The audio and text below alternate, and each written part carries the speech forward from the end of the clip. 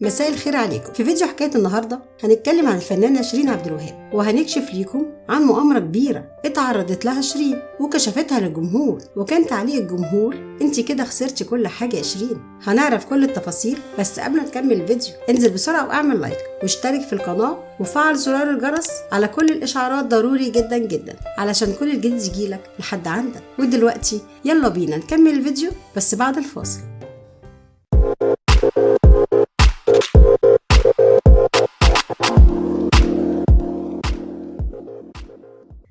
كشفت شيرين عبد الوهاب حقيقة اعتذار مدير أعمالها ميمي فؤاد عن العمل معاها مرة تانية، وده في بيان ليها عن طريق المحامي بتاعها اللي أكد إن الفنانة هي اللي قررت عدم العمل معاه. وقالت شيرين إن هي تعرضت للضرب والسحب على يد شقيقها، وهي هتتخذ إجراءات قانونية ضده. وقال محامي شيرين عبد الوهاب في بيان نقلا عن الفنانة شيرين عبد الوهاب ورغبة منها لبيان الحقيقة كاملة للرأي العام، وده رد منها على الشائعات والأخبار على لسان مدير أعمالها السابق ميمي فؤاد.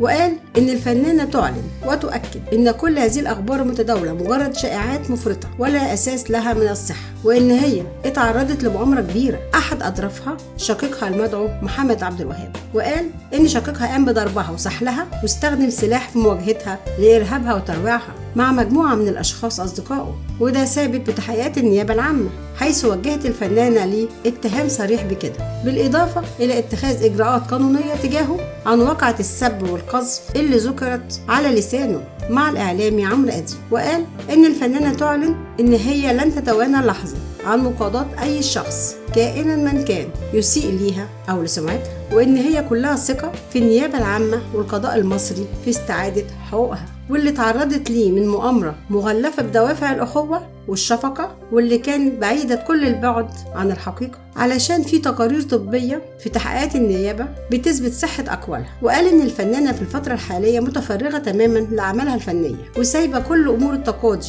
لمكتبه علشان يتابعها ويتابع الإجراءات القانونية. واختتم محامي شيرين عبد الوهاب كلامه وقال: أخيرا تؤكد الفنانة إن هي خرجت من المستشفى مع المحامي بتاعها وراحت لمنزلها بعربيته. وبعد انتشار البيان ده على السوشيال ميديا، جزء كبير جدا من الجمهور اللي كان متعاطف مع شيرين في أزمتها الأخيرة بقى ينتقدها وما بقاش في صفها زي الأول، علشان من وجهة نظرهم إن أخوها كان خايف عليها، ولما عمل كده كان من حبه وخوفه عليها، لدرجة إن البعض قال لها: انتي كده خسرتي كل حاجة يا شيرين. فيديو حكاية النهاردة خلص. لو عجبك الفيديو اعمل لايك واشترك في القناة لو أول مرة بتشوفنا، علشان يوصلك كل جديد على قناة حكايات النجوم.